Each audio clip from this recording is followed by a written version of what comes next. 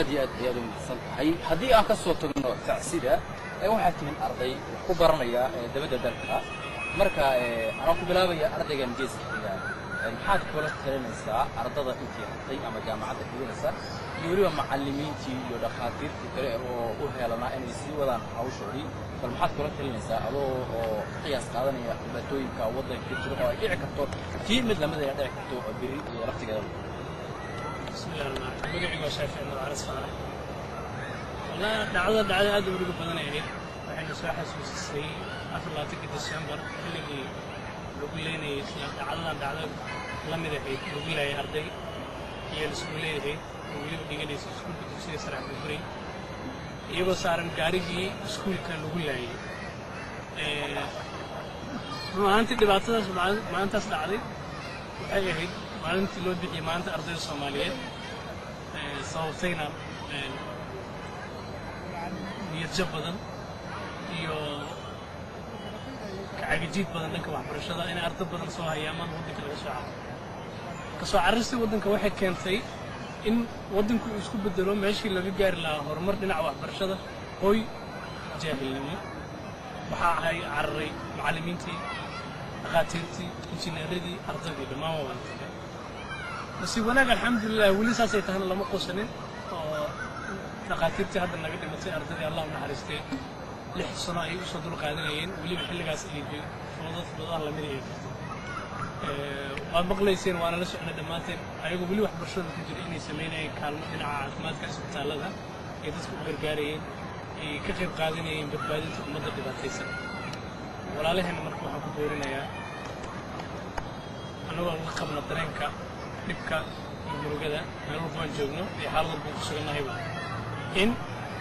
haddii adeegyada ay bulshada u sii hayeen adeegyada ay bulshada u sii hayeen aanay sii joojin noloshooda ay ka sii wadaan dabar adeegii 6 sano iyo inka badan ay sii muujiyaan biidni illaahi alkariim waddanku saan waa iska bedeli doonaa mar walbana waa laydin baahan yahay shalay waa laydin baahnaa maanta waa laydin baahnaa berrin waa laydin baahan doonaa biidni illaahi alkariim annagana qurbaha ma sii joogi doono waddanaan leenahay waddanka u soo laaban doonaa xilliga noqotaba inta ka horreysa walaalahay waxaan ku boorinaya ku dhiirigelinayaa dhibaatadii ay shalay 6 sano inta ka badan u soo dul qaadanayeen dhacdada maalin laga dhacday haba murugo badnaatay inaan meeshoodin haddii waxbarasho ahaan lahayd waxbarashada la sii wado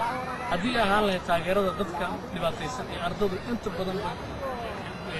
iska saari jira mas-uuliyad goyniyana ay meeshooda ka sii wadaan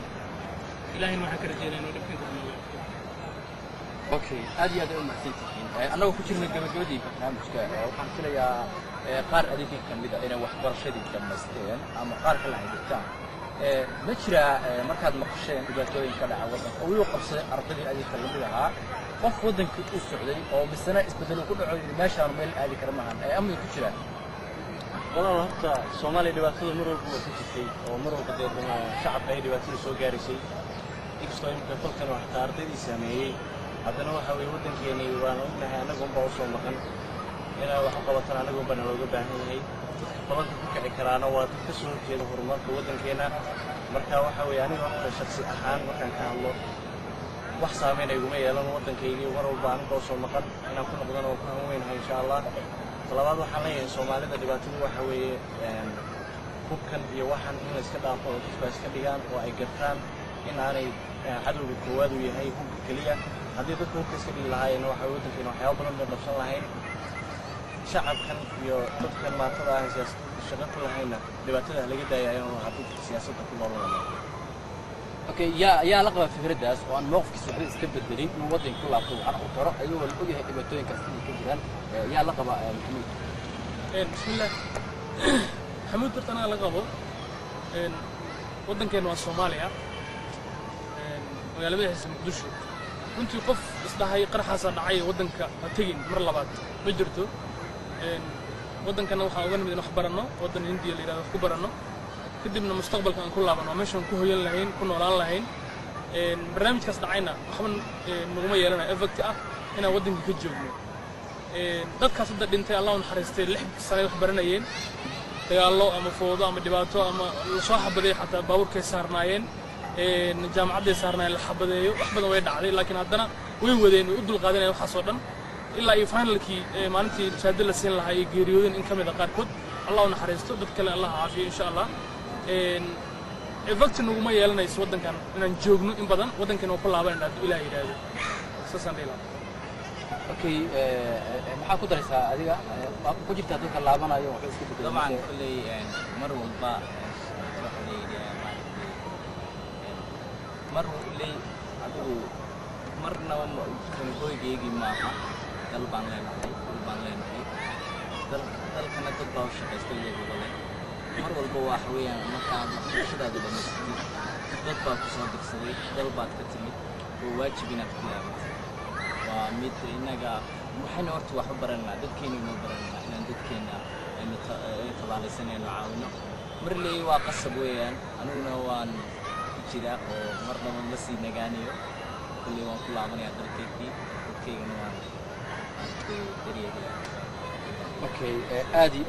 ma tinta sida geesinimada leh aad ugu bareerteen inaad ku laabataan